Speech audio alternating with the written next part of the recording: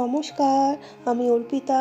অর্পিস দুনিয়ায় আরও নতুন একটি ভ্লগে আপনাদের সবাইকে স্বাগত জানাই। আজকে আমি আমাদের বাড়িতে ব্রেকফাস্টে বানিয়েছিলাম সুজির হালুয়া বা সুজির উপমা। চলুন আপনাদের সাথেও আমি এই রান্নাটা শেয়ার করি যে আমি কিভাবে করি। খুব সহজ পদ্ধতিতে বানানো হয় বন্ধুরা এটা। আপনারা অবশ্যই রান্নাটা শেষ পর্যন্ত দেখবেন, দেখার পর বাড়িতে অবশ্যই ট্রাই করবেন। এই রান্নাটি স্পেশালি বাচ্চাদের টিফিনের জন্য, স্কুলের টিফিনের জন্য বা বড়রা অফিসের টিফিনের জন্য একদম কম সময়ে বানিয়ে নিতে পারবেন। আর খুব হেলদি খাবার আর পুষ্টিকর খাবার, যেটা পেটও ভরবে আর স্বাদটাও খাবারের ভীষণ দ্বিগুণ থাকবে। তো আপনাদের ভালো লাগবে এটা। প্রথমে আমি কেটে নিয়েছিলাম ক্যাপসিকাম, রসুন, লঙ্কা, পেঁয়াজ কুচি। আমি দিয়েছিলাম এখানে পেঁয়াজ কলিও দিয়েছিলাম, আলুও দিয়েছিলাম, আর লেগেছে কিশমিশ। আপনারা চাইলে গাজর বা বিনস বা কাজুও ইউজ করতে পারেন। আমাদের বাড়িতে আজকে গাজরটা ছিল না, তাই আমি দিইনি। তারপরে আমি কি করেছি, সুজিটাকে কড়াতের মধ্যে অল্প নুন দিয়ে ভালো করে নেড়ে ভেজে নিয়েছিলাম, একটু হালকা লাল লাল করে ভেজে তুলে রেখেছিলাম। এরপরে ওই কড়াতেই সর্ষের তেল গরম করে ওর মধ্যে ফোড়নে দিয়েছিলাম আমি কালো সর্ষে আর শুকনো লঙ্কা আর কারি পাতা বন্ধুরা দিতেই হবে এই রান্নাটিতে, কারণ কারি পাতা দিলে এই রান্নার স্বাদ আরও 10 গুণ বাড়িয়ে তোলে। তো আমি তারপরে ভালো করে দেওয়ার পরে ফোড়নটা আমার ভাজা ভাজা হয়ে গেছিলো। এরপরে আমি ওতে অ্যাড করেছিলাম রসুন আর কাঁচা লঙ্কা কুচিটি। রসুনটা ঠিক ভালো করে ভাজার পরে আমি দিয়েছিলাম এখানে পেঁয়াজ কুচিটা। পেঁয়াজটাকে আমি হাফ মুনভাবে কেটেছিলাম, একদম পাতলা পাতলা করে, যাতে তাড়াতাড়ি ভাজাটা হয়ে যায়। আমার হাতে খুব সময় কম ছিল।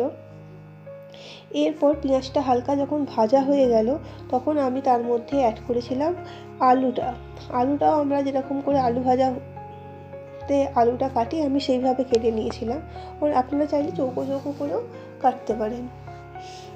আলুটা দেওয়ার পর আমি তার মধ্যে একটু নুন আর হলুদ দিয়েছিলাম, যাতে আলুটা তাড়াতাড়ি সেদ্ধ হয়ে যায়, আর হলুদটা যাতে কালারটা ভালো করে রান্নার। দেওয়ার পর আমি ভালো করে নেড়ে নিয়েছিলাম। নেড়ে আমি কিছুক্ষণ চাপা দিয়ে রেখেছিলাম, যাতে আলুটা সেদ্ধ হয়ে যায় ভেতরে আর ভাজাটাও ভালো হয়ে যায়। আলু ভাজা হয়ে যাওয়ার পরে আমি ওই সমস্ত সবজি, যার মধ্যে পেঁয়াজ কলি ছিল, পেঁয়াজ তো আগেই ভেজে নিয়েছি, পেঁয়াজ কলি, তার মধ্যে ছিল ক্যাপসিকাম দিয়ে আর ভালো করে ভেজে নিয়েছিলাম। ভেজে নেওয়ার পর আমি ভালো করে পেঁয়াজ কলিটা দিয়ে ভেজে নিয়েছিলাম। ভেজে নেওয়ার পর আমি ওই সুজিটাও দিয়ে দিয়েছিলাম। সুজিটা দিয়ে আপনাকে ভালো করে নাড়তে হবে। এই সময় গ্যাসের ফ্লেমটা একটু কমিয়ে দেবেন। ভালো করে নাড়তে হবে সুজিটা দিয়ে। যখন দেখবেন যে সুজির সাথে ওই সবজিগুলো সব মিশে গেছে, তখন আমি 1 কাপ, বড় কাপের 1 কাপ জল দিয়েছিলাম। দিয়ে আমার তারপরে লেগেছিলো যে একটুখানি আর একটু জল দিতে হবে। তো আমি আর একটু জল অ্যাড করে দিয়েছিলাম, কারণ সুজিটা তো ভালো করে সেদ্ধ হবে, নাহলে মুখে শক্ত শক্ত লাগবে। তো জল দেওয়ার পর আমি এখানে 2 চামচ বড় চামচের চিনি ব্যবহার করেছিলাম।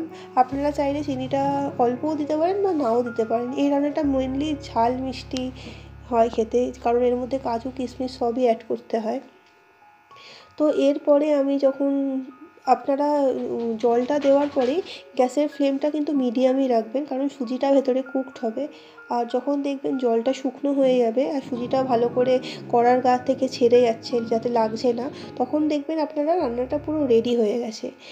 শেষে আপনারা ঘি ছড়িয়ে নামিয়ে নেবেন। আমি এখানে ঘিটা দিতে ভুলে গেছিলাম, লাস্টে ঘিটা দিয়েছিলাম, তো সেই জন্য ভিডিওতে ঘি দেওয়াটা আসেনি। তারপরে গরম গরম সার্ভ করুন। অসাধারণ খেতে হবে আর অত্যন্ত পুষ্টিকর একটি খাবার এটা, যেটা সবার ভালো লাগবে। বাচ্চা যারা সবজি খেতে পছন্দ করে না, তাদের জন্য তাদের গার্জিয়ানদের জন্য একটা প্লাস পয়েন্ট হবে যে বাচ্চারা সবজি খেতে ভালোবাসে না, তো এই রান্নাটা তাদের জন্য খুব ভালো লাগবে, তারা খেতে পছন্দ করবে। আর অফিসে টিফিন নেওয়া যাওয়ার জন্য তো খুবই ভালো। আমার মা তো এরকম করেই করতো, আর আমি এখন বাড়িতে যখন রান্না করি, তো আমি এটা মাঝে মধ্যেই আমাদের বাড়ির ব্রেকফাস্টে থাকে। তো ভিডিওটি ভালো লাগলে বন্ধুরা লাইক করবেন আর কমেন্টে জানাবেন আপনারা কীরকম ভিডিও দেখতে চান।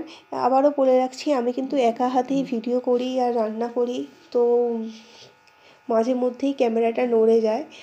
তো সেই জন্য আমি দুঃখিত।